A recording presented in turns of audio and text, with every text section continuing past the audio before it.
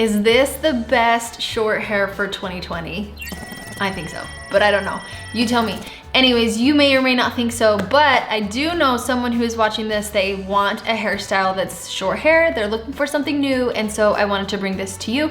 So let's check this out. I'm gonna answer some of your questions, and you guys, this is gonna be kind of like a 3-part series in a sense. I'm gonna tell you a couple things. I'm gonna take you to the stylist with me tomorrow, and then I am going to show you the after completely, probably the next day. So here we go on short hair for 2020, how to style short hair, how to work short hair. Let's do this.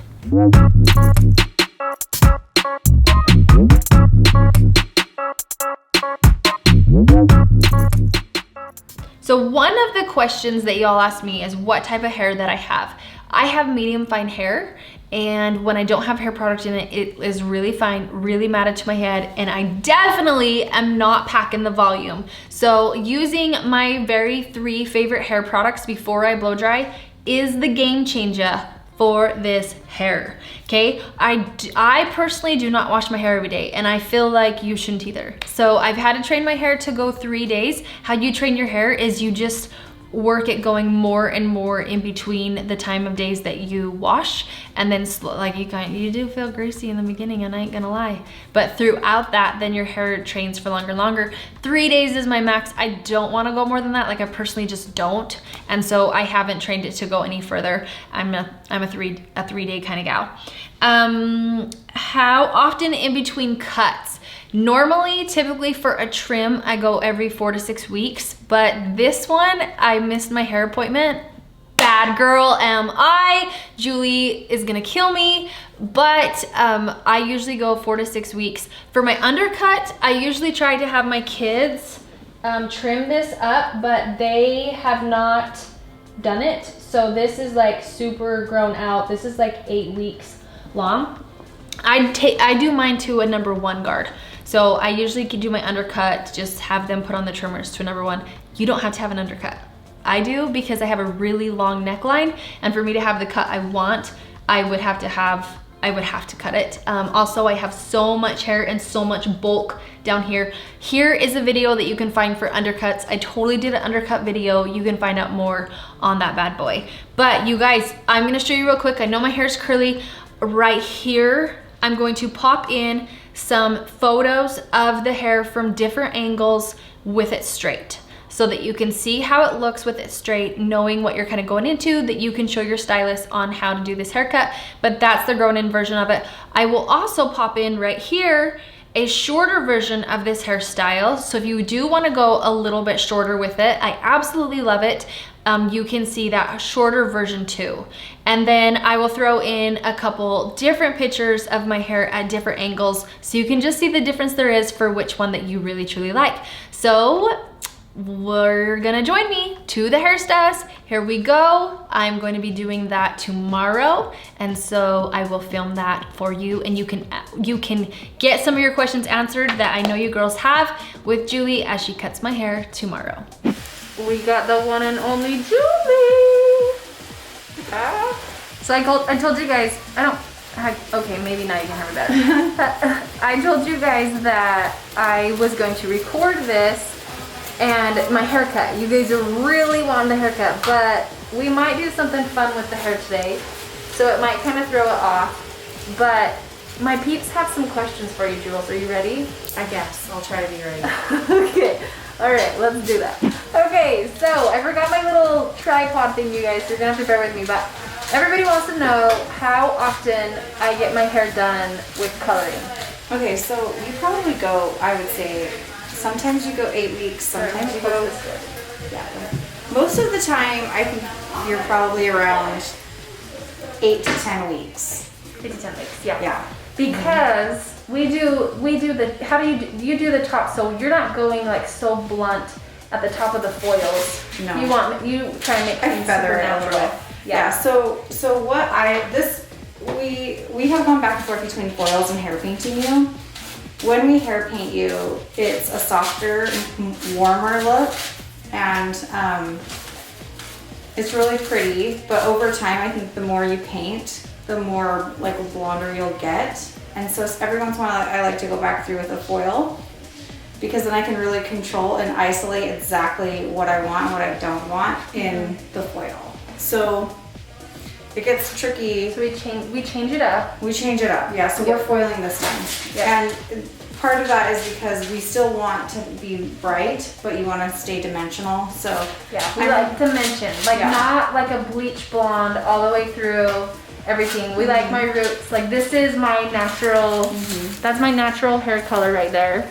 We like it to show, and then that way I'm not having to go. Like if we did it the other way, I would probably have to come in every 4 weeks, just because the roots are yeah. But not 4, like maybe 6. I don't know. But because we do it this way, we're able to go longer in between. Yeah. So it's and you just have like you're naturally so light, so the grow out is so minimal. What is my level hair tone? My natural tones? Your natural is like an 8, maybe some 7s, but I would say mostly an 8. So you're pretty light. So that's why your blonde is so beautiful. A lot of times people come in with a darker level and they want your hair color, but their natural is a 5, and it's just never gonna look exactly the same as yours. So but yeah, so hair color. So she's just using bleach. I'm using a lightener. I'm using the Wella lightener with a 20 volume. Okay. And we personally like using toners because I like to change up my color. You honestly can just use bleach. Your stylist has to make sure that she knows how to pull your hair for your tones. But we like toners. We just do. They're fun. So, and we're gonna do a fun one today. We're actually gonna do a really fun one today. So okay, stay tuned for that. Toners are fun. I love them. Yes, they're so fun. Okay, so we're gonna finish doing these foils, and then I'm gonna sit in these foils for a bit. It all just depends on how your hair pulls and whatnot. So I'll sit in here, and then we will show more of the haircut, because I feel like the haircut is what you get the questions on the most. I'm not gonna say what, I'll put in the comments below what formula we end up using for the toner, because it's so fun. Just so you know, I use a toner because I like to pull, like we like to get those pinks and purples in there when I do it. It's a color that I couldn't get from bleach. And so, and we use Redken. Doesn't occur naturally. Right. We use Redken ShadesEQ for ShadesEQ for our toner. But we're gonna go do this some more and we'll see you in a bit. All right, guys, look what we did. Look what we did. We got some pinky going on. Okay, so one of the questions that people have is, when a stylist cuts your hair, how do you know where to part it, especially if you're someone who flips your part from side to side like me? That's a funny question. Okay, well, I mean, it's a good question. So what I always do is if you flip it, let's just part it down the center. Because then if you're flipping it, at least it's gonna be equal. So when you flip it over this way, it might look shorter, you might have layers, but at least it's even if you go down the side. So if they always part it on one side, then always for sure part it on that side. But I'm like cutting off your head. oh, that's fine. They don't need to see me. No, just talking, just my face and your voice. Yeah. Okay. Yeah. So I love it. and I think most stylists like learn that. So Because I have had haircuts where, because she cuts it down she parts it down the center, then I flip it over. This is like all layers, and this is like nothing. completely straight, and there's nothing, and I hate it. yeah. So how do you avoid that? So to avoid that, what I do is I always cut the fronts mostly when they're dry, just because I want to see how it lays, and I want you to see how it lays so you can tell me. If we're taking a lot of length off, I'll cut the structural shape when it's wet, but yours, we're not taking that much length off, so we don't need to take it super. We don't need to be as crazy with our parting. So what I'm doing right now is I'm just kind of getting that back section, and what we decided is you don't want to have a lot of your undercut. Right, we're gonna change it up, peeps. We are gonna change up the undercut this one time. We're gonna see. Oh, by the way, don't cross your legs. We're gonna see, kind of changing it up a bit. Not because I don't love undercuts, because you know that I do, but because of my hairline and I am going a little bit longer, we want to see if there's a way that I can transition it a little bit more. Yeah, and pull my hair up eventually, because I'm not one that likes it pulled up with it shaved. And so we're just gonna see. And if I go back to it completely, I have had an undercut for 7 years? Yeah, 6, like a long time, a very long time. So I'm gonna prop this up somewhere and you're gonna see her cut my hair.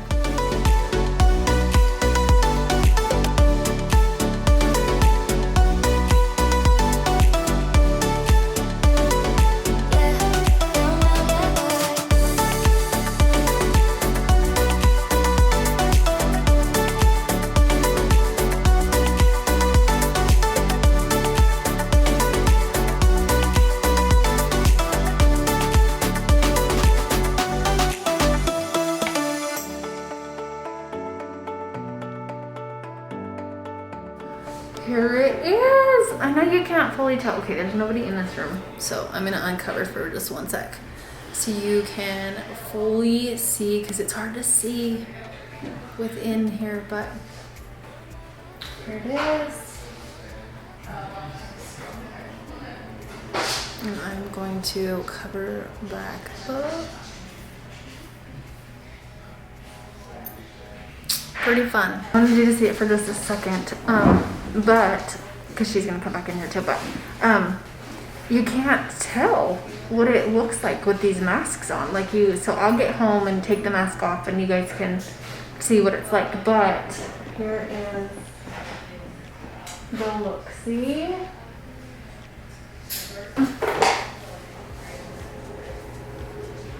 And maybe I can get, oh, a mirror. Oh, no, I can't really show you that, but that's what it looks like. And then we'll get some pictures and then I'll be back in a second. Okay, I just got home from the hair salon. Now you can see it maybe a little bit better. Do you like it? I do. It's pretty. Person?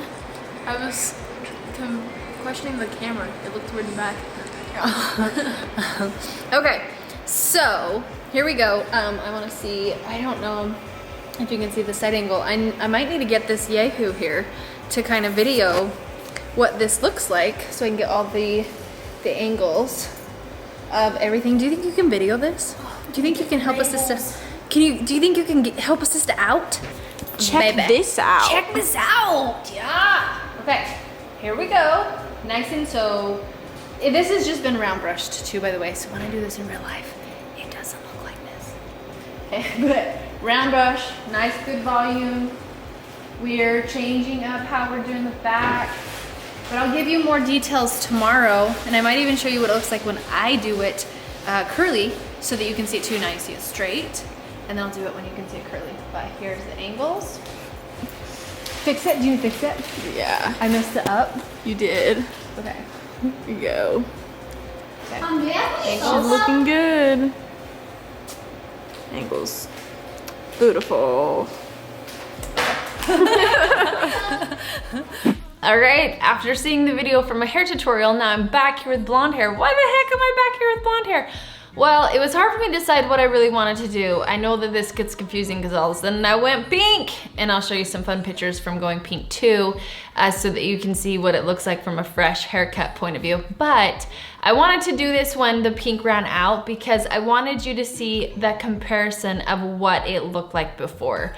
So what it looked like before was a little longer than this, and we really had that A-line stack really strong. So I'm gonna show you now. I've tried to keep it as sleek as possible so you can see, but I'm gonna show you now how much, kind of how we did change it a little bit. So one of the key things that changed is the A-line stack isn't as strong.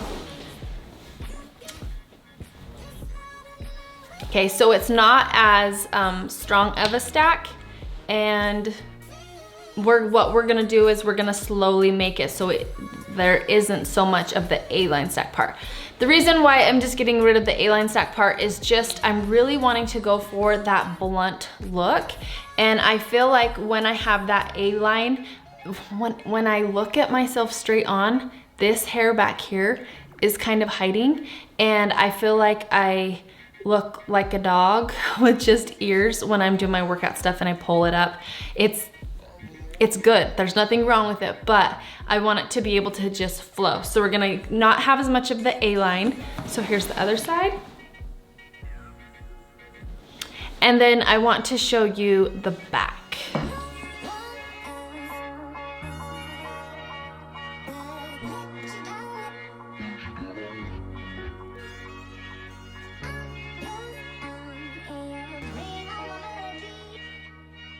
So with the blonde hair, if you look at what it looked like before, and maybe if I really did film this good, which I don't know, I think I was all over the place, you can see about how long it was, how crazy it was, and now how much shorter it is.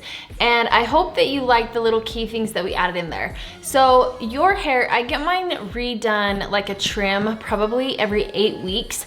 And then if I'm really like on point with my toner, I'll get a toner redone every about 4 weeks. Just so that it doesn't pull brassy or anything like that. The hair naturally, after a little bit of time when you use toners, it will wash out, and then that brassiness, depending on your water and the hair products you use too, it can, and you and your hair, return with that brassiness to it. So I will go in about every 4 weeks and redo the toner part. And in the comments below, you guys always, when you watch my videos, always down below, so not in the comments, but in the post description below, I will put the formula that we usually do for my blonde hair. Now you have to remember that the formula that I use might not be the right one that is for you, so make sure you consult your cosmetologist before that, your stylist, whatever you want to call her, your stylist before with you, because we all have different undertones and we have different shades of blonde. So some can be darker haired and some can be lighter haired, so remember that too. But I love that toner. It has a little bit of this purpleness that it brings to it, and it just looks so pretty in the hair. So I'll include that below as well. And then any questions that you have will be included below too, including the formula that we used for the beautiful pink, because it was so fun. It was a demi, it washed out in just a few washes, but even when the thing I loved about it is I've done my hair blue, and you'll see, I don't know where the thing's gonna pop up, but you'll see, not blue, purple. I did my hair purple and it faded out to a blue. So we'll include that one too. But it faded out into a blue. I didn't fully like it, but the pink faded out into a beautiful pink. It looked so cute, and I didn't have any wonky transitions. So I would do it again, but you definitely feel different when you color your hair a different color than what you're used to. And you definitely will get people, some who will like it and some who won't, but just know that it's short-lived and it's fun. So I'm Jocelyn McClellan. I hope that you like this one. You got to kind of see the behind the scenes with cutting and with coloring and all that jazz, asking the questions for my stylist and me answering for them too. If you have more questions that you want me to answer, ask them in the comments below. Don't forget, you guys, you can always like and subscribe to the channel. When you subscribe to the channel, all it does is allow you to know, well, and ring the bell, do the little bell. It just allows you to know when I post a new video, and I try and do those weekly for you. So Jocelyn.McClellan is me on Instagram, and Fit Mission Makeup with Jocelyn McClellan is on Facebook, where I do lives every Tuesdays and Thursdays. But I'd love to have you. Make sure you come and say hi. Let me know where you came from, that you're like, hey, I saw you on YouTube, and I will welcome you with open arms. Have a great day. I hope that you enjoy your weekend. After you see this live, you make sure that you live it up, and we'll see you next time.